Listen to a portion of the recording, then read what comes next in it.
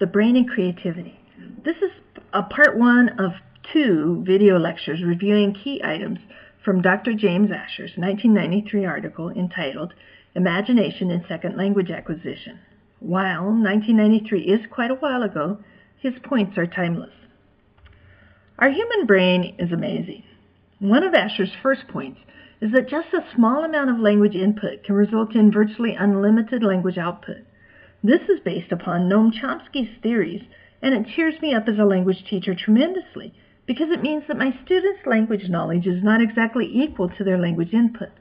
1 + 1 in languages is not equal to 2.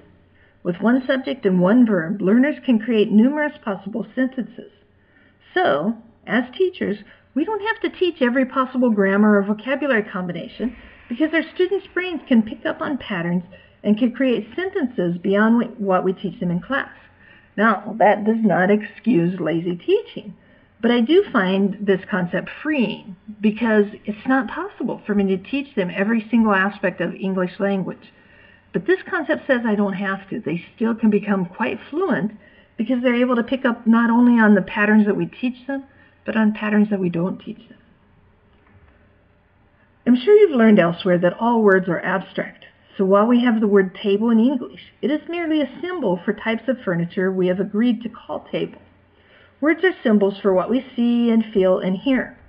Different languages, therefore, use different symbols. At this point, many people think of the stories they have heard that the Eskimos have dozens or hundreds of words for snow.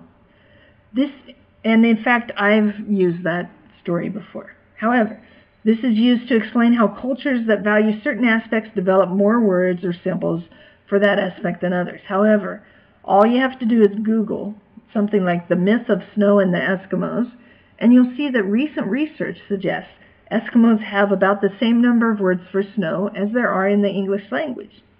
Now, there may be other examples in other languages that can support the idea of creating more symbols for important areas of our existence. But you should be aware that the Eskimo snow theory has been disproved. I find Asher's assertion that without patterns in the imagination, there is no meaning to be quite interesting. Our brains are meaning makers. This comes from the need to survive. If we always had to think about every movement and step involved in starting a fire, or in hunting, or in cooking, etc., then we would spend inordinate amounts of time every day just starting our day. Our brain searches for patterns so that it is not always relearning from the very beginning. If you've not seen the TED Talk called How It Feels to Have a Stroke by Dr. Jill Bolt Taylor, I highly suggest you take some time to watch it because it gives excellent examples of this. If our brain has no previous experience, i.e. pattern, for a subject, then learning it is extremely difficult. I like the example of me looking under the car hood. To be honest with you, at first it all looks like a blur. Then, after some time seriously concentrating, I can start picking out certain features my dad taught me, like where and how to check the oil. Patterns allow me to find where to check the oil, even though it is in a different place and looks very different today than when my dad taught me. Gestalt theorists are always trying to see the whole picture. So the individual pieces are only important to them in the sense that it helps them recognize the whole. Okay, they start with the whole, and then they may teach backwards into the small pieces. Gestaltists do not have to see or know every little piece before they can create the whole. Stimulus response behaviorists, on the other hand, never start with the whole. They believe that you learn a little piece first, then another small piece, then another, until we finally have the whole. They emphasize repetition of small tasks and small learning points.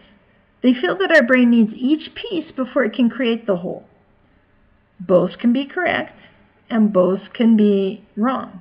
As Asher points out, Gestaltists are looking at learning from the point of view of the right brain, and SR theorists, behaviorists, are viewing it from the left brain. And we will continue in part 2.